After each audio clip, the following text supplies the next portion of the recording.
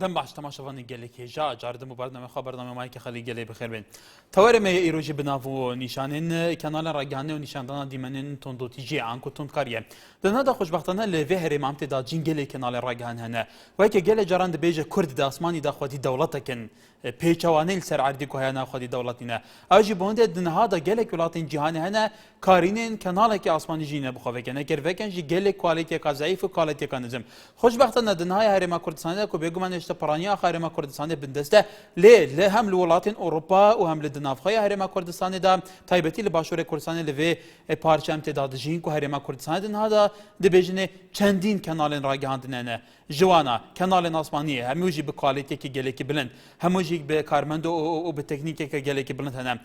جبلی هنده گلک بدهان کانالن لوکالی هنه کانال در رادیو هنه جه بیستن جه دیتن جه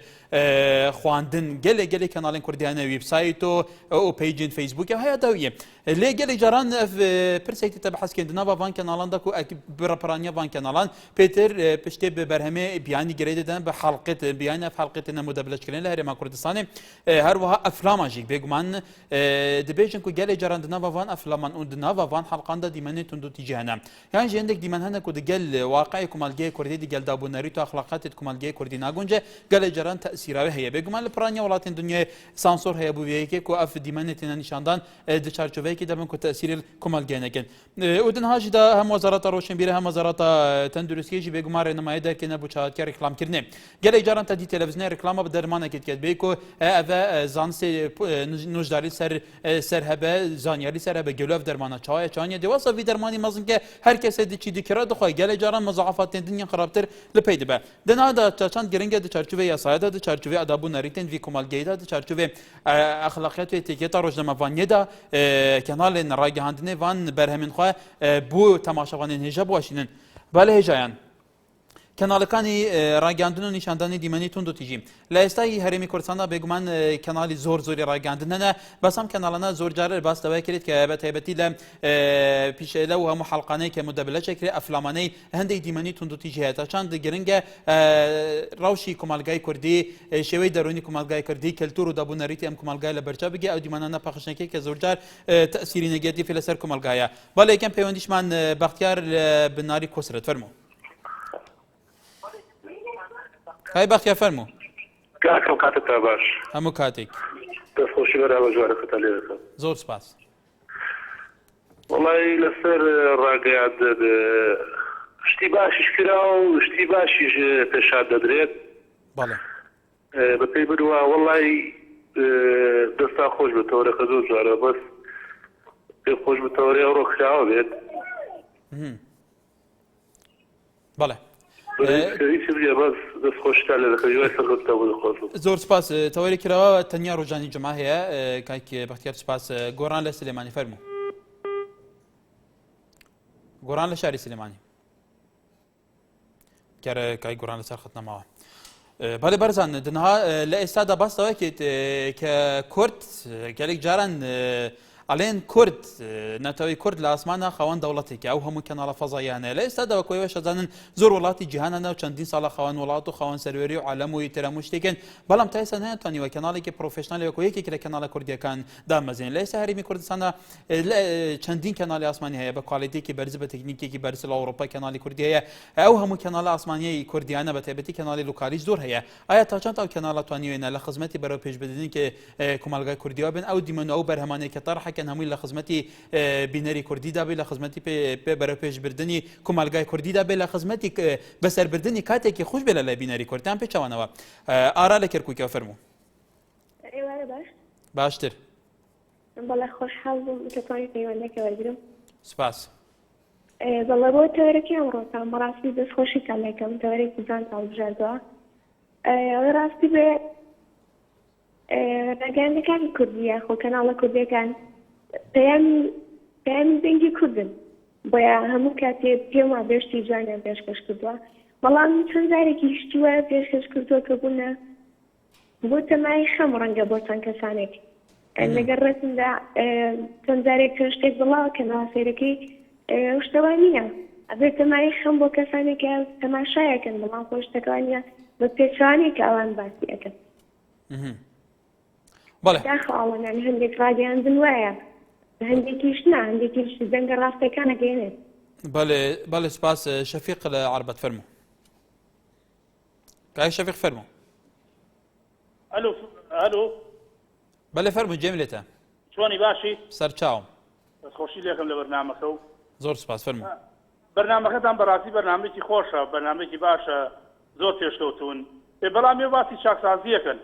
چاکسازی نییە لەم حکوومەتەی ئێمە من کابراایك بووم پێشمەرگە بووم زامار کراوم ئامرکرد بووم فرەزە بووم هەتا ئەستێ چەند جار چوومەتە لای مەلا بەختیار چوومەتە لای عیماد ئەحمەد چوومەتە لای کۆمیتەی عربەت هیچ شتێکم جواب نایەنەوە لە ماجدەکە و 74 هیچ شتێک شمولی ناکە ئایا لەلا بەڕێ ساڵمدان چیەک لێ بۆم بەڵێ کاک شەفیق هیوادارین ئەو بەڕێزانێکی تو باسێکی جێ لە سەرنجی تو بن ڕانچە لە بەستوورە فەرموو ئەو کاتان باش هەموو کاتێک باش کارەکەات زۆر سپاس کاکی ڕەنج فەرموو زۆر سپاس بۆ بژانیان پێ ئەو بابەتە جوانتان بەڵام دەمێت من چەند پێشنیارێک پێشەکەم سوارەت بەم کەناڵی کوردیانە بەڕاستی کەناڵی کوردیەکە لەو کەناڵانێکەوە تعبیر و بۆچون لە خەڵکی کوردەکە و خەڵکی کوردستان لەگە شتێکی زۆر جوانە پێشکەشکرا بەڵام ڕخنەیەکم هەیە سەبارەت بە کەناڵەکانی ئێوە ئەگەر ئاوا دەبن ڕخنەکەمان بەڵێ بەڕاستی کاتی ڕووداوەکان شتەکان زۆر یانی بە خۆی ناگوازنە وەکو بڵێن چۆن شتەکان بەڵامی دەکوتنەوە وزایدن تونوتیژەکان هەرەوە نیە لە ئەفلان بێت تونوتیژی لە هەواڵ هەیە تونوتیژی لە بەرنامە هەیە تونوتیژی لە شێوازی ئاخاوتن هەیە بەڕاستی ئێمە کۆمەڵگایکی کوردەواری ینی تا چەند کەم بڵێ یان زۆر ئێمەشتا لەگەڵ ئەم ڕووداوانە نەبوو کاک ڕەنج ئێمەش تێلەڤیزیۆنێکی کوردینە ئێمەش بێگومان لە هەموو جیهانە کەس نییە بەدەربێ لە ئەوەی کە زۆر کەسێکی متەکامل بە هەموو جیهازێکی هەموو ئاجیزێکی متەکاملە بێ تۆ وەکو بینەرێک ڕخنەی تو لە ئێمە چێکە و باسی ئێمەشت کرد من ڕخنەی من بەتایبەتی لە کەناڵی ئێوە بەناوی سەر بەخۆوە پەخش دەکەن بەڵام سەر بەخۆی چواتان پێوە دیار نییە دەکەن وەکو چی ئێمە باسی چیەکەن بۆیە لە لای تۆ سەر بەخۆ بین ئێمە باسی چی بکەین بەڕای تۆ من پێم وایە ئەو کەسانی کە ژێ لە دەژینە زۆر وازەتر لەوەی دەزانین کە من لەوای ساقسێ دەکەم ئێمە باسی چیەکەین ئێمە بۆ سەر بەخۆنینە یەک نوکتە بڵێ بۆی دلیلێکی واقع بێ بۆی قەناعەت بەوە بکەین دلیلی واقع بخۆی دایما کەناڵی سەر بەخۆ بۆ نمێسات و لە واقعی کوردستان دەبێ باسی سەر بەخۆی هەموو کوردستان بکەیت ینی باس لە شێوازی بەڵام کوردستان سەر بەخۆ نییە کاکی ڕەنج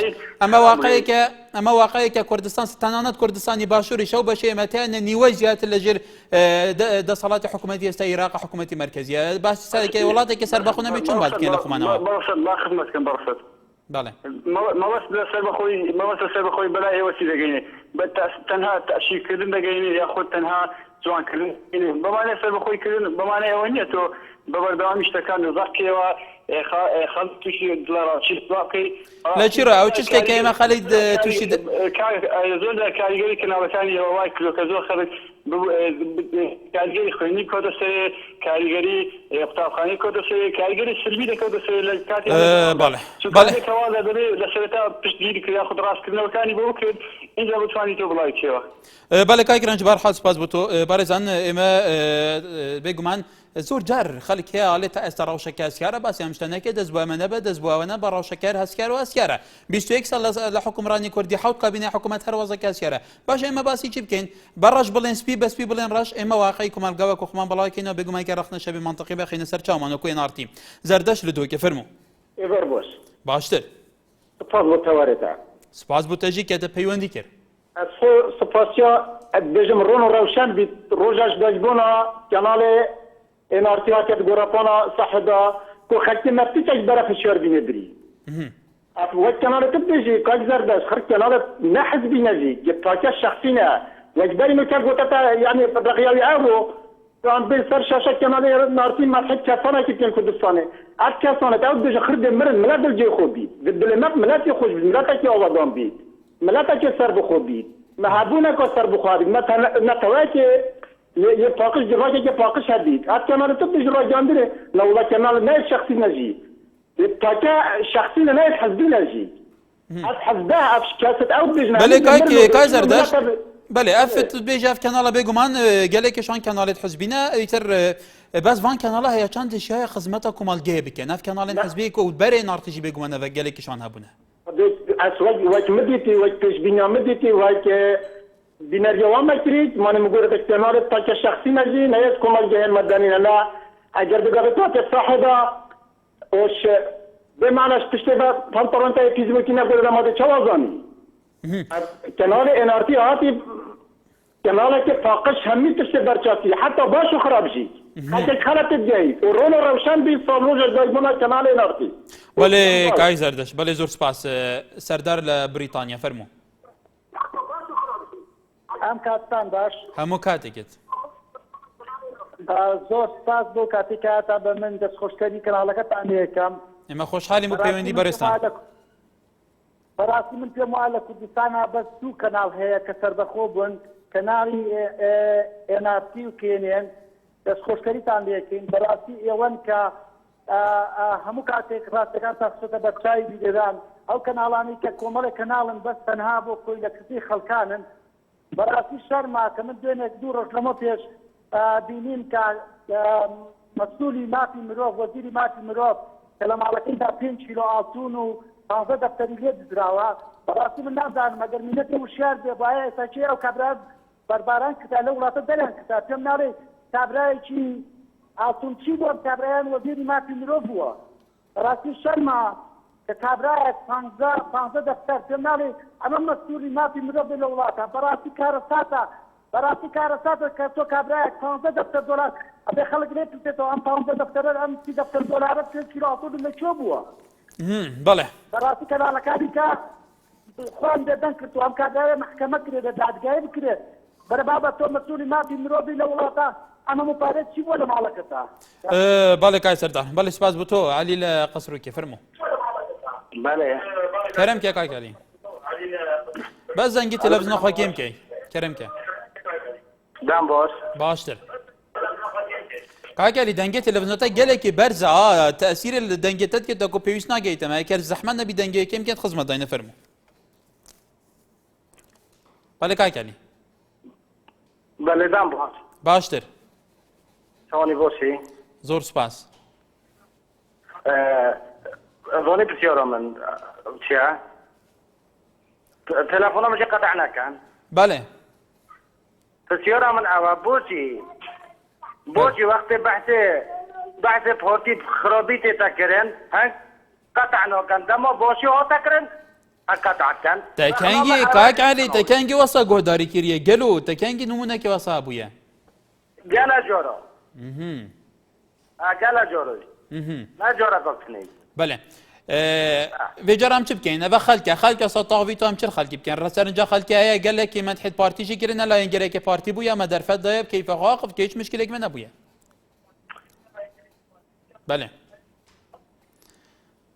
belê kakelî em kenalekî hîn ne em dijatê kesê dike ne em mucamelê gel kesê dikeyn rastiyan bêjîn belê rastiyan bêjîn سەرنجا تاژی سەرچاوت me bes yek dubaret keyne ve berêzan em kenalekîn ne mucamelê diyel kesê dikeyn nel kesê jî tirsin heqîqet çi ye çi heye waqeî de em dê bêjîn gelê cara xelcî peywendiyet ket ev سەرنجا xelkî xwe em nabêjîne xelkî hekûma bama xelkekî xwe taxvî Dilşad li Hewlêr ew fermû Dilşad li Hewlêr بەڵێ دیارەکای Dilşad li ser xidnema بەڵێ هێژان بێگومان ئێستا هەوڵێک هەیە بۆ ئەوەی سانسۆر بخرێتە بە تایبەتی سەر ئەو دیمانە تۆندوتیژیانە کە بە شێوەیەکی فەرمی ئەو سانسۆرانە هەیە بۆ ئەوەی ئەو دیمانە تۆندوتیژیانە لە تەلەڤیزیۆنەکان پەخش نەکرێت بە تایبەتی ئەم هەنگەیە لە بینی وەزارەتی سەحا لەگەڵ وەزارەتی ڕۆشنبیری کە ڕێنمایی دەرکراوە ئەو ڕێنمایە لە چارچێوەوەی کە هەر کەناڵێک ڕیکلام بکە ئەم ڕیکلامانە دەبێت لە چارچێوەی ڕێنمایی ئەوان دەبێت کە گەلێجا ئەم ڕیکلامانە پێچەوانەی قانونە پێچەوانەی یاسا و ڕێساکانی گەلێجار ئەبێنە هۆی تەسیل لە کۆمەلگا ئەگەێنێ لەبەرەوە ئێستا خەریکی باس بە شێکی گەرم باسەوە کرێت کە پێویستە ئەمڕۆ شەر ئەمڕۆ گروپی ئاشتی بۆ پرسە دەرونی کومەڵاتیەکان لە قاوەخانەی کەلتوری ڕادەستکردنەوەی دوو پرۆژە بۆ ڕۆژنامەنووسان ڕاگەیاند کە ڕێکخەری ئەو گروپەش بێگومان لەسەر ئەو بابەتاڵێکە لە ڕێگەی وەزارەتی ڕۆشنبیری هەوڵی ڕێگریمانداوە لەو کەناڵانەی کە دیمەنی توندوتیژی نمایش دەکرێت بەڵێ ژان پشتی وێ ناوبەرێ دیسان دێ بەردەوام بین دوباره صلاف هجان تورمل سر اف کانال رگانه نین کردی اف کانال ناسمانین کردی گلو هیا چند اف کارینا خدمت کومال گید کن بله بگم من بس اکلیت که تکلبونی کلتورکان تکلبونی شهرستانیکان هوی که بو پیشکوتنی همو کومال گای بلام او تکلبونی استایل هریمی کردستان او هموی افلام و حلقات مدبلجه که هریمی کردستان بر لولاتانی تر لکمپانیا تر دین لیره دبلجه کنه هیا چند اما خدمت به پیشخستنی کلتوری کردواری به پیشخستنی کومال گای کردواری که بتابتی باس یواش که گل اجار هندک حلقات هيت شريتي روشي رو كمان شي ديكش يا برو بازار روجي بياني يكسر منال تقليدي وانا كاتو قال جرام دي مانا بس هيك كتون تجي بياكا تاچان گرنگ لمرو و کانال کانال اعلامی کان زی بیج گله برجوندی ابوری و برجوندی اراستی سیاسی ایدئولوژی خویان برجوندی کومالگا برجوندی پیشخستنی کومالگا برجوندی ان رچاوی درونی خلکیم کومالگا بکن بله بکر لپنجوینه وکای بکر فرمو يا رب سر چاوم والله سر تو برنامج النية تو بله لسر چیه لسروي سروك يرم خير يكسر دواءك او كسانه تقل خو پیشان دانغانی عراق کن بگیرن بلا مینغانی خو من هرمی کردستان او بو دو ساله یک کس تا ایتج نشونه بردم دادگاه ای خیر او لیو یکسر دواء او کا بو روجك روجو تا یکسر دواء او کا بسنه بردادگاه هم یان پیشینو یان گلاب بلا مینغانی خو من او دو ساله ایتج کیان نشونه بردادگاه بله بله هیوال شهری سلیمانی که کیوا فرمو ئەو کاتت باش هەموو کاتێک چۆنی برای من باشی ڕێزم هەیە بۆ خۆت و بینەران و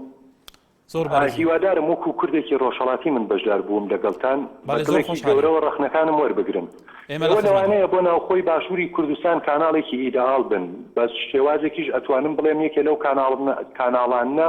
کە ئەگەر بەس بۆ باشووری کوردستان چاوتان لێ بکەین و لە ڕوانگەی باشووری کوردستانە لێتان بڕوانی کاناڵێکی سربەخۆ بوون و هیچ کەسێکیش پێم وانیە بتوانێت بیسەرمێنێت کە ئێوە سەر بەلایەنێکی دیاریکراون بەڵام لە ئاستی پاشەکانی تری کوردستانە نەتەنیا ئێوە نەتانتوانی وە ڕەسالەتی خۆتان بە شێوازێکی جوان و پۆزەتیڤ جێبەجێ بکەن بەڵکو بە شێواز ئەتوانین بڵین زۆریش نگاتیڤ بوون یعنی ئێوە نەتانتوانیوە سەرکەوتوو ببن بۆ نمونە هەر ئێستا لەژێر نووسی ئەو هەواڵەی جەنابتان نووسراوە هێزێکی یەکێ سەرکردەیەکی یەفەگە لە ڕۆژاوای کوردستان کوژرا بۆ کابرایەکی عەرەب لە کوردستان تیڤیا بۆ نمونە بۆ کابرایەکی عەرەب کە لە بەغایە ئەکوژرێ ئەنووسن شەهید بوو بەڵام بۆ گریلایەکی هەپەگە کە لە باکووری کوردستانە شەهید ئەکەوێ ئەنووسن کوژرا تۆ سەیریکە یامزانم ئێوە سەیری بابەتەکانی خۆتان بکەن زانم لەسەر پارچەکانی تری کوردستان بەڵێ کاکیوە ئێمە سەرنجی تۆ لە بەرچاوگرین بەڵێ ئێمە ڕەخنەیەکتان لێ ئەگیرێت لە ڕێوە ئەڵێ قسەیکە کاکیوە ڕێگە بە باڕەخنەکەم تەواو بکەم بەڵێ ئێوە باس لە دموکراسیەکەن باس لەواکەن کە مرۆڤەکان بە ئازاد بن ئایا ئێوە چەند بەرنامەتان تا بە ئەمڕۆ داناوە لەسەر باشووری کورد لەسەر ڕۆژهەڵاتی کوردستان لەسەر ژیانی تاکێکی کورد کە لە پاشەکانی تری کوردستان و هاتووەتە ناو باشووری کوردستان خاوەنی چ ماواناتێکە ژیانی چۆنە بەڵێ کاکیەوە بێگومان پرسیاری منطقی منیش هەیە ئێوە لە ڕۆژهەڵاتی کوردستان چەندین تەلەڤیزیون هەیە لەو پەرچەی کوردستانە تەلەڤیزیونی کوردی بێگومان هەیە لە دەرەوە تەلەڤیزیونێکی فەرمی ایرانی شابزانم زمانی کوردی تیا پەخشکێ لە باشووری لە باکووری کوردستانیش تیشک تیڤ ئیتر نوچە تیڤ گەلێکی کەناڵی تر هەیە لێرەش ئێمە بەڵێ تۆ باسی دۆستانی سلێمانی ئەڵێن جوانەوەینەوە بەڵێ کاکیەوە با منیش بۆ من کە جمهوری ئیسلامی کاناڵی داناوە بە کوردی و ئێمە لە ئەو بە تایبەتی ئەوارانەی ڕۆژهەڵاتی کوردستان کە هاتوونەیەرە ریپۆرتاژمان لەسەرکی و داڕاوشی ئەمان لە بەرچاوی گرتە بوو معلومە تو ئەگەر بینەرێک ئێمە بی زۆربەی سەرکردە سیاسەکانی ڕۆژهەڵاتی کوردستان ئێمە یەکەم کەناڵ بوون هێناومانە لەسەر ئێرە یەک بێت سەرکردە دیموکرات کوماڵا پژاگ لە کەساتی ڕۆشنبیریەکان لە هەمویان ئێمە هێناومای ریپۆرتاژمان کردووە بە چەند سەعات و چەند حەڵقە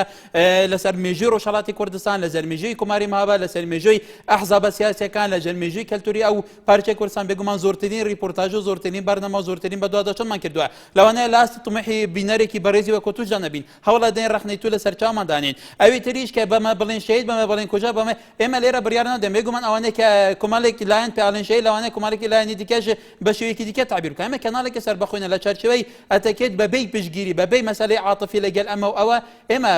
لە چارچوەی ئەتەکێت و ئەخلاقیات و یاسا و ڕێسەکانی سەحافی چییە ئێمە بەم شێوەی شەکەین سوپاس بۆ سەرنجی بەڕێستان ئومێد لە شارە زۆرە و فەرموو ئێوارەتان باش باشتر دەستخۆشی و بەرنامەتان لێ یەکەم زۆر سوپاس سپاسدانەکەم بەنسبەت کەناڵەکانی ڕاگەیاندنەوە لە هەرێمی کوردستان من کەناڵێک نابینم تابین لە خەمەکانی خەڵک بکات لە کوردستانە بە تایبەتی کەناڵێکی بە تایبەتی بەنسبەت کەناڵەکەی ئێوەیشەوە من پێم وایە کەناڵی NRT وادارم پەیوەندیەکەم دەبڕ کەناڵی NRT نە ڕازگۆیە ناوسەنجە نەبوێریە ئەزانی بۆ لەبەر ئەوەی NRT سپوتێنرا خۆتان نەزانانی کە ڕۆژێک لە ڕۆژان لەسەر شاشەی تەلەڤیزیۆنەکەتان نەتانوت فڵان و فڵان NRTیان سووتان ئەمە پرسیاریەکەم لە ڕوویەکی ترەوە بۆ تعبیر لە ڕاوبۆشنی خەڵک لەوە شاد بە هەمان شەو دەستخۆشیتان لەکەم پێم وایە کەناڵی کێنین خۆ من بەخوای گەورەی پەیوەندیەکەم بە کەناڵی کێنون نییە تاکە کەناڵە کە تعبیر لە ڕاو بۆ چوونی خەڵک کاتەوە لەبەر ئەوەی ڕۆژێک لە ڕۆژان ئەم کەناڵی کە نەمبینی دوو جار لە کەناڵەکانەوە سەرکردەیەکی خۆیان دوو جار دەربخە دوو جار باز بکە ئێمە سەرکردەمان هەیە بۆی تۆ گوێگرە کەناڵەکەی ئێوەش بەڕاستی جوانە بەڵام هیوادارم کەناڵەکەتان چۆنەوە بە بێلایەنی هاتووە بە پاکی هاتووە بیپارێزن هیوادارم کەناڵی گەلی کوردستانی چۆن ئاوا لەسەر ڕۆژاوای کوردستان ڕوا ئێوەش بەرنامەیەکتان هەبێ وەکو کەناڵی گەلی کوردستان ئاوا لەسەر ڕۆژاوای کوردستان بڕۆن بەڵێ کاکم سپاس بەرەزان بێگومان ئەمە کەناڵی خۆتانە هەر کێم و کاسێکە بێمە خینە سەرچاومان بابەتی ئێمە لەسەرەوەیە دیمەنە تونند و تیژەکان لە کەناڵەکانە پیشانە درێن بێگومان وەکو کاکومێت وتی ئەوانە کەناڵی NRTیان سووتان بێگومان پرسەک ئەو مەلەف دووسیەکە لە دادگایە دادگا بە دوادەچوونێک هەر کاتە دادگا بە شێوەیەکی فەرمی ئەنجەمەکانی ڕاگەیان ئێمە لێرە ڕاگەینە گرنگ نیە ئێمە سووتان گرنگ ئەوەیە ئێمە جارێکی دیکە بە گۆڕۆتین و بە ئیرادەیەکی بێسترەوە ئێستا لە خزمەتیەوەی بینەری کوردی داین محەممەد لە سوورانەوە فەرموو سەرچاوم باشی کاکەژیان زۆر سوپاس براژیان لە کاتی ئەو کەناڵە کرایتەوە چند تیژی لە کوردستان دەستی پێکردە هەر کاتا و پێشی ئەو کەناڵی دنیا زۆر خۆش بوو هەموو شتەکان لە زێر خۆی بوون بەڵام کە ئەو کەناڵی کرایەوە ئەو کەناڵە هاتر کوردستان کرایە دەستی بە پەخشەکەی کرد کام کەناڵە کەناڵی NRT لە چ ڕوویەکەوە ئێمە تونند و تیژمان وەکو تاڵەیە لە چ ڕوویەکەوە هەم شتێک بکرێت باس لە ئەوەی کە دژی کوردبی یان دژی سەرکردەکانی کوردبی یان دژی بەرژەوەندی کوردبی دەزار و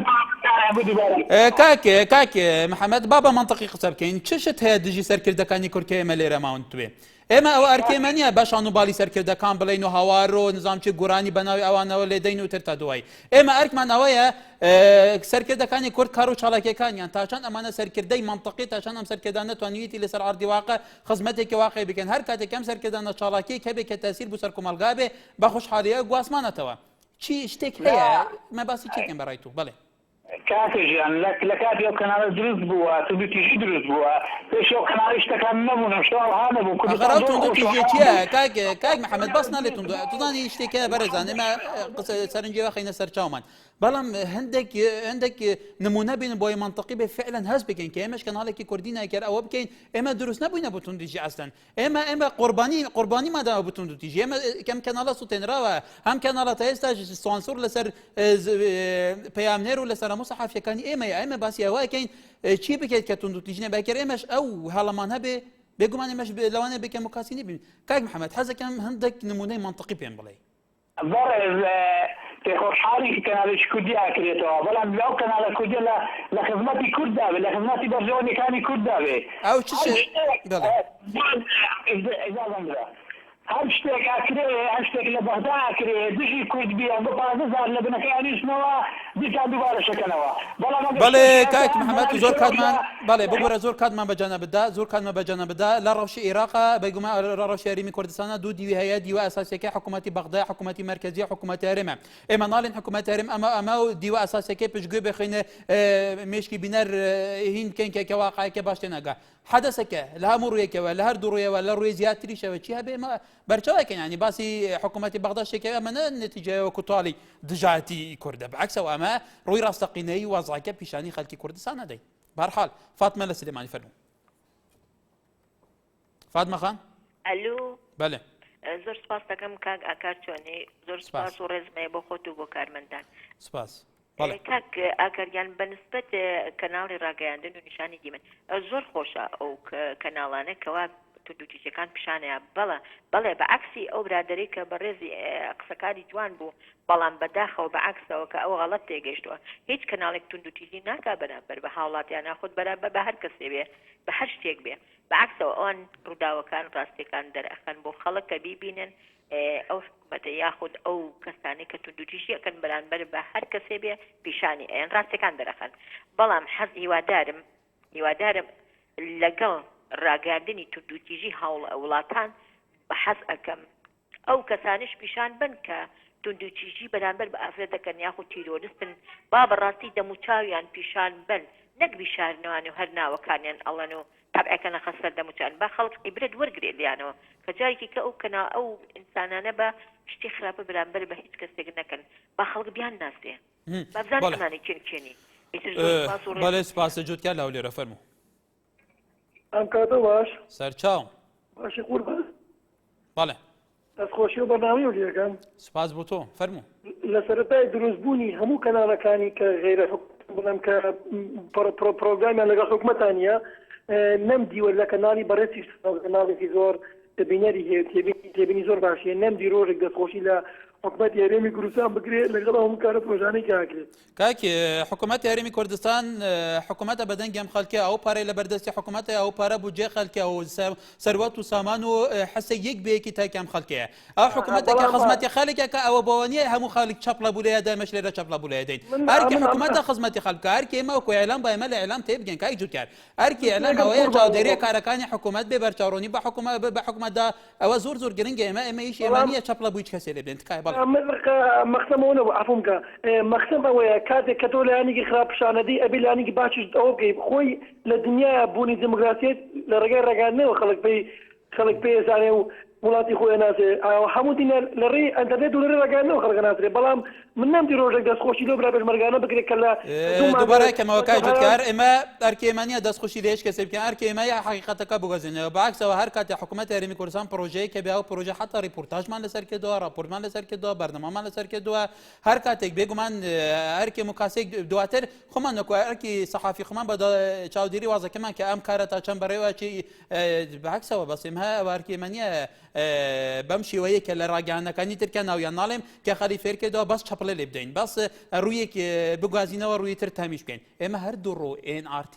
هەردوو ڕیوازەکە بەڕەش ئەڵێسپی بەسپی بەڕەش ئەڵێ ڕەش بەسپی ئەڵێسپی واقعیکە چێ گوازینەوە مەتحەی هیچ ئەو ئەرکێمەنیە چەپڵە بووی هیچ کەسێکیش لێ بدەین تکایە چاڵێک لە کەرکوو فەرموو ئەم کاتە زۆرشاکە سەرچاوم دەستخۆشی بەرنامەگە لێگەم ڕاستی تەوەرێکی جوان دەڵبژاردووە بەڵام ئەگەر بوار بدی من هەندێ ڕخنەم هەیە بەڕاستی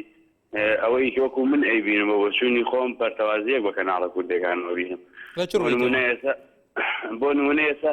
هەر لەو کەناڵە کوردیانەی کە هەیە بە حیزب و دەسەڵات و ئۆپۆزیسیۆنیشەوە لە هەواڵێکی بە پەلەیان ڕووداوێک ئەبێ تەلەڤیزیۆنێک ئەنووسێ هەنووکە تەلەڤیزیۆنێک ئەنووسێ ئێستا ئێوە ئەنووسن بە پەلە دانێ ئەنووسێ عادل دانێ ئەنووسێ هەر یەکەو لە بابەتێ با بە ئێمە کوردی شتێک بە پەلە ئەبێ ئەنووسم ئێستا یا ئەنووسم بە پەلە ئەم هەموو هەنێ ئێمە شتێکە پەرتەوازەیەک من پێم خۆشە وەزارەتی ڕۆشنبیری لیژنەیەک دروستکە بۆ تیڤیەکان هەنی هەر شتێ بێ وەکو مەرکەزیەتێک هەنێ شتێ بە ڕەمزی کوردایەتی تێک نەچێ یەک کەلیمەی هەڵبژێت ئێمە هەمومان کوردین و هەموو تەلەڤیزیۆنەکان لەبێت لە بەرەو پێشوونی کوردم بەرنامە و شانە پێشکەشەکەن با یەکجاری یەک کەلیمەی کوردیشمان هەبێ و دوو ڕەخنەیەکشم لە بەڕێستان هەیە تەلەڤیزیۆنی NRT ئێستا بۆ نمونەم لە کەرکۆ تەلەفۆنەکەم وا تەقینەوەیەک بوو ناڵێن ئەوە نەکەس کوژراوە ئەوە نەکەسە بریندارە ئەڵێ سەد کە بەڵێ بەڵێ کاک چاڵاک بەڵێ بەڕێز ئێمە ناتوانین لێرەیە لە NRTە وەکو ئەکەر ئێوە شارەتابن لە ڕاگەاندنێکی سەربەخۆ کەنە ڕاگەاندێکی ڕاستەکراو بێ ئێمە ناتوانین بە کەسێک سیفاتی شەهید و سیفاتی ئیتر قۆربانی و سیفاتی تیرۆریست بەسەر هیچ کەسێک لەبەرەوەی ئێمە کەناڵێکی سەربەخۆی نەواقعەیەکە چییە بەپێی ئەتەکێت و بەپێی ڕێنمایەکانی سەحافی خۆمان وەکو کەناڵێکی سەربەخۆی ئێمە تەعامل لەگەڵ وازەکەی ئێمە عاتفیەتمان نییە ئێمە ڕووی ڕاستەقینەی وازەکە گوێزینەوە تکایە حەسەن لە پیرەمەگرون فەرمە دەستخۆشیتان لێ یەکەم دەستخۆشیتان لێ یەکەم بەڕاستی بەرنامەی جوانتان هەڵبژاردووە بەڵام بۆ مەسەلەی ڕاگەاندن کەناڵی ڕاگەاندن ئێوە و کەیێنێن ئێنارتی کەێنێن ئەو دوو کەناڵە ئەگەر سەربەخۆ بن یا سەربەخۆ نەبن بەڕاستی شتێکی جوان پێشکەش دەکەن وەکو خۆی ئێگەێنن بەڕەش بێڵن سپی ئەی کاکی حەسەن کەناڵەکانی تر باڵغی تا ناکەن کەناڵەکانی تریش بە چەندین و چەندین و چەندین ساڵ لە پێش ئێمەوە بوونەوە لە ئێستاش لەگەل بێ ئێستاش لەگەل بێ بودجەیەکی زەبەلاحتریانەیە و ئیمکانیاتی تەکنیکی زۆر بەقووەتریانەیە ئەی ئەوان بوو ئەوان کە پێش ئێمە بەدەیان بە چەندین و چەندین ساڵ ئەی ئەوان چییە بۆ ڕۆ لێوان تامیشەکەیت وەکو بینەرێک کاکە براکەم ئێمە وەکو خەڵکی کوردستان ئێمە وەکو خەڵکی ئەم هەرێمە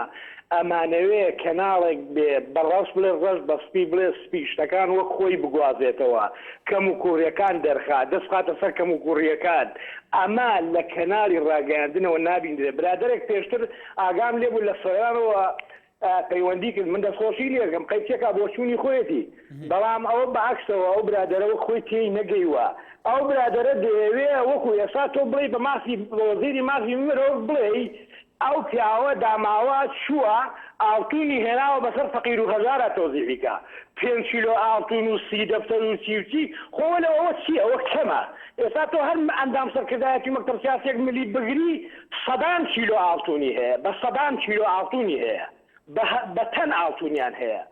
بە 100 دەفتەر دۆلاریان هەیە ملیارەها دۆلاریان هەیە لە قاسەکانیان لە ئەوروپای لە دەرەوە لە ناوە بەڵام بەڕاستی ئێوە کەیەنێن هەدەفتان پێکاوە وەکو بەڵێ بەرزان ئێمە ڕێزمان هەیە بکەێنێ بۆ کوردستان تیڤ بۆ زەگرۆز بۆ گەلی کوردستان بۆ کۆرسات بۆ جەماواری تر بۆ تیشک تیڤ بۆ نەورۆز تیڤ بۆ نۆچە بۆ پەیامی تر دای لە بورینەکەن کە ئەو کەناڵەکانی تر شەکە ناوی ئێسەنایەتە بیرێمە هەمووی کەناڵی کوردینە هەمویان جێ دەستیان لە خزمەتکردنی کومەلگا دیارە هەمومان پێکەوە ئەرکێمەیە خزمەتیان کومەلگا بکەن بەڵام ئێمە باس لە پرسێکی تحدیدەکەین ئەوەش ئەمەیە تاچان گەرنگە هەمومان هەموو کەناڵانەی پێکەوە لە هەموو ئەو دیمانە تونند و تیژانە ئەو هەمووی دیمانانە دوورکەینەوە کە فعلا خزمەت بە بەرەو پێشبردن و خزمەت بە دابوونەری تەجوانەکانی ئەم کومەلگایانەکە ئێمە ڕێزمان هەیە بۆ هەموو کەناڵەکان بەبێ جیاوازی شاخان لە شاری سلێمانی فەرموو ئەم کاتەوە باش سەر چاوم باشی زۆر سپاس بەڕێزم سەبارەت بە ئەم دیمەنە وەکو چۆنەڵێ هینەکە کە پیشان بیرێ لە کەناڵەکانەوە بەڕاستی وەکو کەناڵی ئەنارتی بە شێوەیەکی زۆر جوان و پەخشێکی زۆر ڕێک و پێک یعنی شتەکانی گواستوتەوە بۆ وڵاتیان بۆ نمونە لەم تەمەنە کورتەیە کە ئەنارتی دەست بەکار بۆ لەم بواری خۆیان لەگەڵەوەی خەدەرێکی گەورەی لێ بەسەراتەوە بەڵام هەر بە شێوەیەکی جوان خۆی ئەسانوتەوە ئەمە هیچ موبالەکەیکیش ناگەم بۆ کەناڵی ئەنارتی من بۆ خەڵکی کوردستان تەوزیحێکەکەم کە ئێستا مەجموعەیە کەناڵی زۆر زۆرمانەیە لە هەرێمی کوردستانە کە مەجموعەیەک سیاسەتمەداری گەورەش هەیە هیچ کەسێک نەیتوانی و هیچ کەناڵێک نەیتوانی یعنی قسەی ئەو سیاسەتمەدارانە ڕوونکاتەوە بۆ خەڵکی کوردستان ئێنارتی توانی لە بەرنامەی بەڕاشکاویان مەجموعەیەک مەقابلەی کرد کە بۆ هەموو خەڵکی کوردستان و هەموو میدیاکانی کوردستان بڤە بوو ئەو مەقابلانە بۆ نمونە مەلاکرێگات ئەوە یعنی هیرێکی بڤە بوو کە هەموو کەناڵی میدیایەکان مراد قەریلان ئەمانە مەجموعەیەک سیاسەتمەداری گەورە بوون کە هیچ کەناڵێکی کوردی نەیتوانی ئەو مقابلانە بکە سەبارەت بەوەی کاڵێ لەوەتی ئەنارتی دروست بووە تونگوتیشەکان زۆر بووە ئێنارتی کە دروست بووە تونگوتیشی زۆر نەبووە بێتێک کەمتریش بووەتەوە بەڵام ئێنارتی هەستاوە تونگوتیژیانی بەرامبەر خەڵکێک لێ پیشانیاوە کە پێشتر هیچ کەناڵە میدیایەکان پیشانیان نەیاوە بەڵێ کاک شاخان سوپاس بۆ سەرنجی تۆش سەردار لە هەولێرەوە بەڵێ سەر چاوم بەڵێ سەرچاوم کاکە سەردا جێم لێتە کاکەگیان من دەتوانم بڵێم لە هەموو کوردستان کەناڵێکی حەق و ڕاستی کەناڵێکە بتوان ڕاستەکان بداتە بەند بینەران کەناڵی KNN و کەناڵی NRTنە ئێوە دەبایە حکوومەت بن ئێوە دەبایە دادگا بن بەڕاستی کاکەگیان کەناڵەکانی دەسەڵات وەڵڵاهی برا جوانەکەم لە زەبری درۆ تونند و تیژی هیچ کە فێر و فێر خیانەت دەزی هیچ کە لە خەڵک دەبڵاو ناکەنەوە کاکەگیان کەناڵێکی لە کەناڵی زادرۆز دەتوانم بڵێم ڕێژەی محکەمە لە شاری هەولێردا فیلمێک داهاوێتن بە ناوی فیلمی وەڵڵاهی زۆرترین ئێمە ڕێزمان بۆ هەموو کەناڵەکانی ترە بێگومان کەناڵی تریش هەمویان لە خزمەتکردنی کۆمەلگاشیان دەستیان دیارە بەڵام پرسیار بۆ تۆش ئەمەیە بۆ کەناڵەکانی تریش بێگومان لە کوردستان ئێستا باسێکی زیاتر لە 20 کەناڵی فەزایی هەیە بۆ لەو 20 کەناڵە فەزاییەکە تو باسی تەنیا دوو کەناڵێکە ئەوانی دیکەش بێگومان هەیەە بە چەندین و چەندین ساڵ لە دوای ئێمە لەدای بوونە خزمەتیان زیاتر بووە زیاتر بەرنامە بووە زیاتر چونە ناو کۆمەلگای ئەوان بەڵێ کاکە جام برا جوانەکەم حکوومەت هەمویان بە پارەگرتووە هیچ ئیسفادەیەکی نییە حکومت همیان وقاره قرت ویز سالی کنیا عندك بارد ذاك قناه كربون قناه بيزور بقناه كل شيء مشان يخان كاتجا كونل كورك قناه صار حاجه بارتيا بعدين الصاد وكروك حاجه شتك قناه كان انت استدو بيان جانا صحيح مخريا بس لك بلام نفسي شت كاينيش كانالك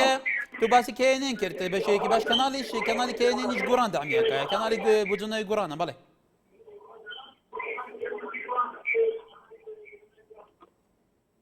بلا جوانا كم اگر بكري توزيق لتلفزيونكي خوت انا كنالكي خوت انا برنامج عيني زياد بكم سپاس دناتانا كاين دوباره هي سرتوستا مدخوازن بله سپاس محمود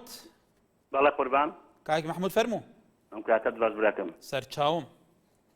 والله برا اوي گزاره لملاتي اما جگاي سورمان وكو ياساي دارسان لياتوا لچروي كيو يعني تماشا كي يعني جاران خلشي ئەم ئەنگوت خەڵکی دواکەوتو قسەی غەڵەت دەکات ساڕۆژین بیرەکانمان ڕۆژنامەنووسەکانمان چاودێرە سیاسیەکانمان هەرچی هاتە سەر کەناڵەکان و لە خوارەوە ئەمزێمە چاودێری سیاسی و ئەمە نازانتی و یاری و گاڵتە بە هەموو قودسیەتێک و بە هەموو شتێک ئەکا یعنی بە شۆڕژ بە سەرکردەکان بە یعنی نازانم یەکێکێتە سەر کەناڵێک برای تو کاک ابراهیم کاک محمود برای تو چاودێری سیاسی پێویستە چی بڵێ یعنی کەسێک سەرکردە بێ ئیتر بڤەیە کەس باسی ئەم سەرکردە بکە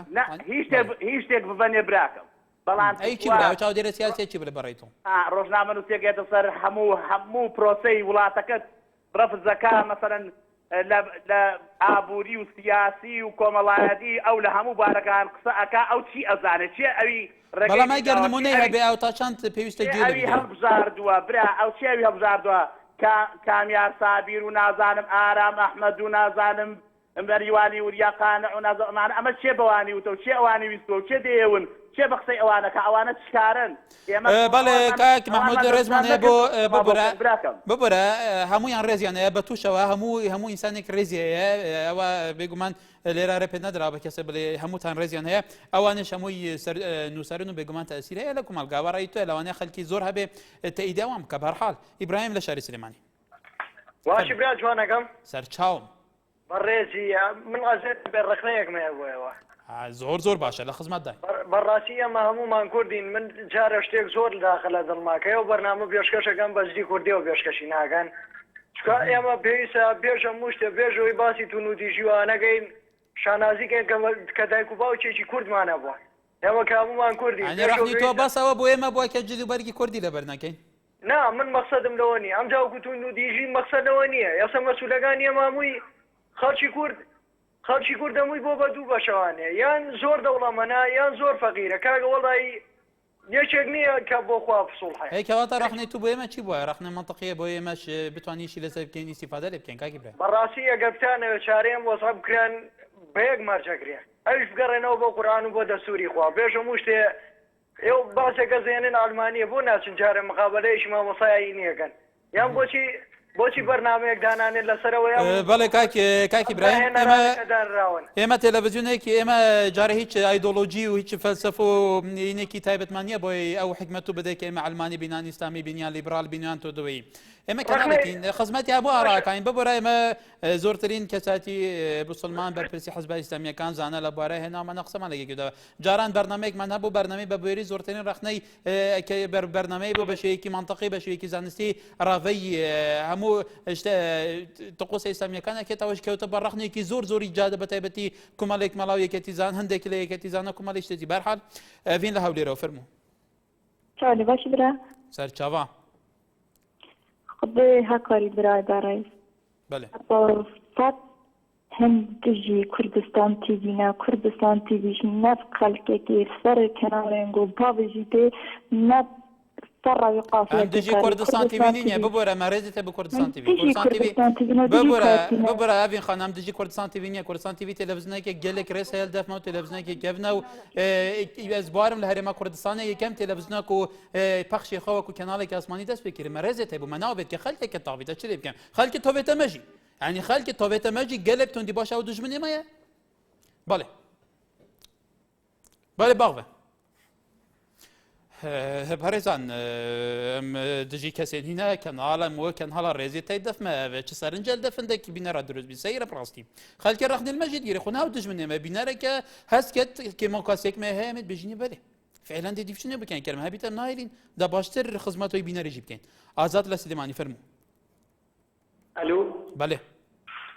دەستخۆشی بەرنامەکەتان لێکم کاکەکە سەر چاو ئەمەوێ من سەرەتاوە بڵێم نازانم بە ڕێزێک تەلەفۆنی کرد باسی کەڵە نووسەرانی کوردی کرد مەریوانی وە یا قانێ واراز فەتاح و پێڵەمەوە ڕای شخصی خۆیەتی ئینە ئەو کەڵە نووسەرانە دەورێکی گەورەیانێ لەسەر کوردووە ئەمە خاستن وەکو جیلی گەنجان و جیلی داسە پێگەشتوو لە هەرێمی کوردستانە بەڕاستی ئەو نووسەر و ڕۆشنبیرانە بە پێشەنگی خۆمانەزانین و پاشان زۆر کەس ڕخنە لە کەناڵی NRT ئەگرێ و بەڕاستی من ئەوە بینم با نەبێ بە موجامەلە کەناڵی NRT تاکە کەناڵە لە کوردستانە کە بە شێوەیەکی میهەنی کارەکانی خۆیەکە یعنی بێلایەنی پێوە دیارە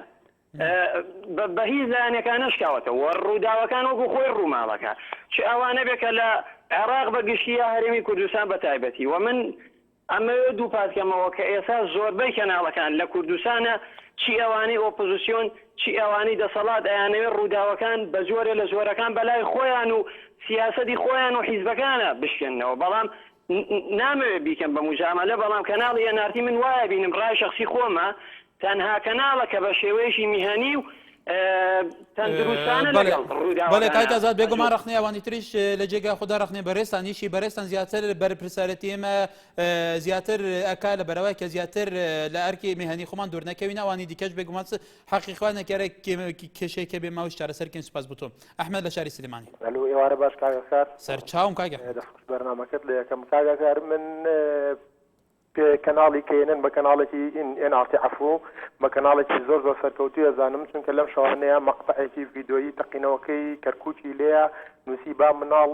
سەیری نەکات یعنی شتێکی زۆر زۆر باشە دەستخۆشتان لە یەکەم لە کەناڵەکانی کە مسلسلەدا بەزێنرێت سەری زەلام ئەپەنڕێنرێت زەلام بە خەنجەر ئەکوژرێ لە بەرچاوی مناڵە هیچ شتێک نووسێت تازە بە تازە لە کورسان نووسێتی و دەستخۆشی لە کەناڵەکەتان یەکەم بەڵام کاگ ئاکار من پێشنیارێکم هەیە کاگاکار بەڵێ جێملێتە یەک پرسیار لێ بکەم هەرچەند ئەزێتیشە وتیان جەنابەت دوتوتە هەچ کەسێک جوێن باد لەم کەناڵەوە ڕقەمەکەی ئاشکرا کرشتیوە هەبووە کاک ئەحمەد ئەو کەناڵی کە ئێستا خزمەتی تووشەکە بێگومان گەلێک هەندێک جار هەندێک کەسە بوونە ئەم فەضا ئازادیە ئەم مینبەرە ئازادیە کە تۆی بینەر هەر کەسێ سەرنجی خۆی نیشاندا چ سەرنجێکی ڕەخنامێزەنە بێت چ سەرنجێک بێ بەشان و باڵی کەسێکیان سەرکردەی بدێ هەندێکە بۆ ئەم فەضای سەغڵان کردووە جوێنی زۆر ناشرین زۆر نامانتەقی دۆلەر جەنابەت داوە بێگومان ئەوەش وا لە ئێمە کردووە کە لە چارچێ ئەخلاقاتی سەحافی خۆمانە کە هەم بینەری کورتە کە ئەم کەناڵە بێگومان ناتەوەکانی تریش تەماشا بکەن ڕووی بینەری کوردیش ڕووی گەجەم بێگومان ئەو بڕیارەمانداوە بێگومان هەر کەسێک قسەیەک لە ڕادە بەدەر ناشرین کە ناچێت من یەک هەرچەند عەزێتیشە کەناڵەکەی ئێوە زۆر زۆر سەربەخۆیە لە 190 من پشتگیریتانەکەم و دەستخۆشتان لێکەم بەڵام پێشنیارێکم هەیە هەرچەند عەزێتیشە ئێوە هاوسەنگی و بە بوێری و ئەوەی کان بخۆیان نازانم ئەوکە خۆتان داتان هاوسەنگی بوێری و ڕاستگویی خۆتان بخۆتان هەڵبژاردەوەیە هاوسەنگی و بوێری و ڕاستگویی ئەوە بێگومان دروشمێکی هەڵمان بەجێدا لە ژێرا دروشمان خزمەتی بکەن ئەگەر کەسێکە بێ پێمان ڕاستەکەیت بەڵام ئێوەش خەڵک سنووردار مەکەن من فەرقێک نابینم لە نێوان ئەوەی کە خەڵک ئەو ڕوژێنێ ئەوەی کە خەڵک ئەو ڕوژێنێ خەڵک کە قسەکە کاک ئاکار بەبێت دەردنیە کێشێکی زۆر گەوری هەیە من دوێنێ لە NRT ئاگام لێ بوو پیاک تەلەفۆنی کروتی من ملازم ئەوەلم مانگی 800,000 مێ 400,000 ئێم بکرێ پێشمەرگەی پارتیم هەش مناڵم هەیە خوا ئەگەدارە من دڵم بۆی پڕ بوو بەڵام کاک ئەحمەد ئەکرێ ئەمە ئەکرێەوە بکرێت یەکسەر جوێنی دۆلار و جوێنی زۆر ناشرین بدرێت کاگاکار سیرکە ئەمە ئەکرێ بەڕای تۆ ئاخر یەکشتی تر هەیە کاگاکار خەڵکێکیش زۆر هەیە تەلەفۆنەکە بۆ ئێوە پیرۆزبای لە جەنابی سەرۆکەکەم بوو نازان بە شان و باڵی سەرۆک ئەیا فرقی نییە لەگەڵ جوێنە چونکە ئەوە نییە خەڵک ئەو ڕوژێنە کاگاکار خەڵک هەیە بەڵێ کاک ئەحمەد بەڵێ کاک ئەحمەد زۆر سپاس بۆ سەرنجیتەوە زۆر پێمان باشە تەبەن لەم شاشەیە هەر ئێوەی بینەرە لە هەموو بۆیە تەبەن لە کوردستانە هەمومان نەزانین بە چەندین حەزابی سیاسی چەندین ئۆیدۆلۆژی بیرۆبووچوونی جیاواز هەیە چەندین نەتەوە هەیە چەندین ئەفکاری تر هەیە کەسی سەر بەخۆی هەرێکی بوچوونێکی خۆی هەیە بێگومان لەم کەناڵەشە بە هەموو بوچوونەکان پێکەوە بێن قسەی خۆم بکەن ئەگەر ڕخنە لە یەکتریشی بگرن حەسەکەن گەلێ جار لە بینی بینەرەکانی خۆشیان ڕخنە هەبێ ڕخنە لە یەکتر بگرن جا بە یەکتر بنەوە بەس مسألة أكيد بتشتى استفزاز وقصي ناشرين وتشهير ومنطقي براسية وحملة كاري مهني إيه مشاورة بدن ندرة هنا من من بري راستقينها متهم بهمو بتشنا كانتان كاروان له ليرة دوا بيوندي فرمو ئەم کاتەوە باش بارەنجم سەرچاوم دەستخۆشی بەرنامەکە و لێەکەم سوپاس بۆ تۆش کە پەیوەندیت کرد ئەوە زۆر سپاسی تۆکەم و سپاسی بەرنامەکەشتاکەم مەتەوەرەیەکی جوان هەڵبژاردووە و سپاسی هێنارتێشەکەم بەڕاستی بە شەیەکی ڕازگۆیانە و هاوسەنگی خۆی پاراستووە لەناو هەموو کەناڵەکانە بە کەناڵێکی زۆر چاک و بە بوێردانراوە ئەوەی من تێبینیم کردێ هەموو شتێکی بە ڕازگۆی بڵاو کردوێتەوە ڕێزمەیە بۆ کەناڵەکەی تۆ بەڵام ڕەخلەم لە کەناڵێک هەیە کەناڵێکی ئۆپۆزیسیۆن یعنی هەم بەس ئیشی ئەوەیە ڕەخلەکان بڵاو کاتەوە چونکە جارێکا تەلەفۆنێکمان بۆ کرد دەستگای خێرخوازی بارزانی بوو کۆمەکی کوردەکانی سووریا کرد بەڵام کە تەلەفۆنم بۆ کرد دوایەوە نەهات دوای تەلەفۆنم بۆ کردەوە دوایەوەی کە کۆمەکە بەڵێ کای کاروان بەڵێ زۆر سپاسەوە دوا پەیوەندی بۆ ئەم هیویدارین ئەو ڕخنێ بماتی بێگوما هەمووی دل بەرچافەگین کەناڵێن دنجێکە ڕێوی بەرنامەی بە ئەوژی کەمەوە فەرەخنێ جادا کوردستانی گەشت دەبن و فعلا جادا کوردستانی چدوێ چابارە خۆت کەنە تێلەڤیزیۆن کوردی مزدەقەدا شاشێن کوردی بە هەموو ئاراستان ڤە دناوا بینەرێ کوردی چاچەڤێوی بەردەمایدا گەل و چاوابووی هەیە چەندێ فعلا وان خزمەتەکە ڕاستەقینەکردی ئەم پێویستە چی بێتەکردن کۆ شاشەی کوردی شاشێکی ڕەنگین بە پێخەمەتە خزمەتکردنی بەرەو پێشبردننی کومەلگای کوردی بە لە هەموو ئاراسەکاندا حتى صبحي ام خدمه تواب كاين باشتر فيري بيغمان هر شادو بختار بن